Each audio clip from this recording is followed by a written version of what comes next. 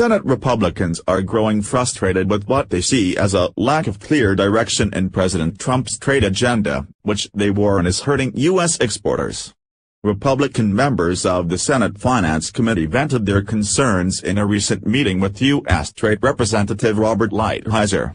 GOP lawmakers, especially those from agriculture-heavy states, have two major complaints with the administration. They feel they're not listening to Congress's feedback on negotiations with Mexico and Canada over the future of the North American Free Trade Agreement. Trump has threatened to withdraw the U.S. from NAFTA. They're also frustrated by what they see as a total lack of progress in negotiating the bilateral trade agreements with Pacific Rim countries that Trump promised after pulling out of the Trans-Pacific Partnership in January. They made their displeasure known during the meeting with Lighthizer, said Senate Republican Whip John Cornyn, R. Texas, a member of the Finance Committee and the number 2 Republican in the Senate. There's a number of frustrations with their approach, including, as I've told the ambassador before, they need Congress to ratify it under TPA, and so they don't seem to be paying that much attention to what members of the Senate think, Cornyn said. Cornyn's reference was to Trade Promotion Authority, which gives the administration authority to negotiate on trade deals. Congress under the TPA law has the authority to review any proposed U.S. trade agreement and decide whether it will be implemented. Members are frustrated the administration isn't regularly consulting with them during NAFTA negotiations as they're obligated to under TPA, said a Senate Republican aide. GOP lawmakers are worried that altering trade relations with Canada and Mexico too drastically could rattle the economy and wipe out the stimulative punch of the tax cut package Trump just signed into law. Texas, for example, relies heavily on trade with Mexico. It exported $92 billion in goods to Mexico in 2016, according to the International Trade Administration. Senate Agriculture Committee Chairman Pat Roberts, R-Can, who also attended the meeting, said he's worried that the U.S. is losing market share to Argentina in Mexico's wheat market. It would be a paradox of enormous irony if here we're passing a tax bill to achieve economic growth and on the other side of it pulling the trigger on NAFTA. If the president would do that, could very well cause a farm recession and a stock market reaction that would be very counterproductive, Roberts said. Talks with Mexico and Canada grew tense over the fall when the Trump administration suggested replacing NAFTA with a new agreement that would sunset after 5 years. Roberts expressed strong opposition to such a proposal. If you do that, I don't know that anyone would sign up, he said.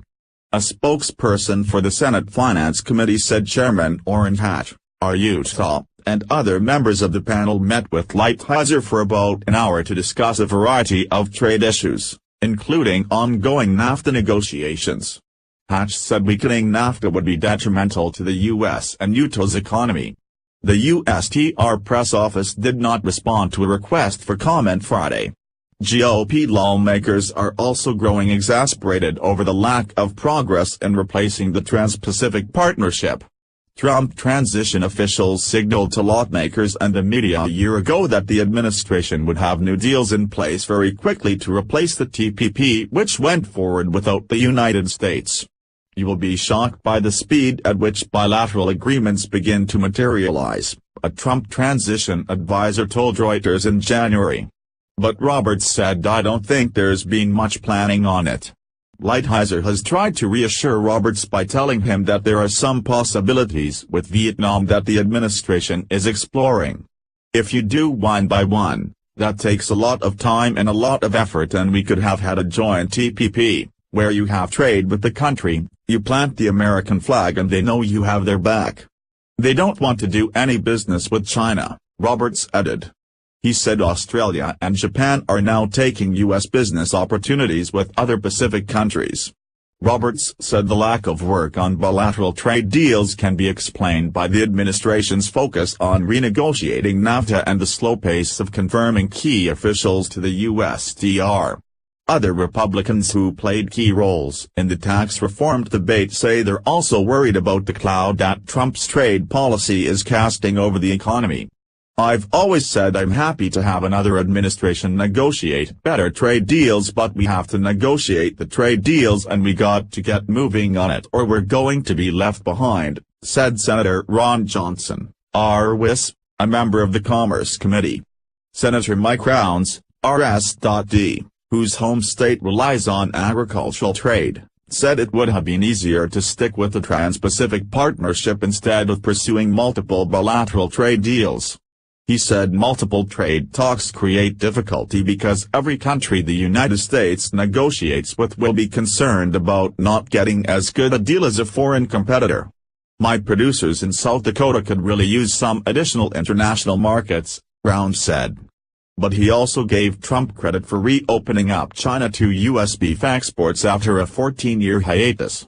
I think they're just finding it more difficult to get a lot of little agreements done, Rounds said. Am I opposed to individual treaties with individual countries? No.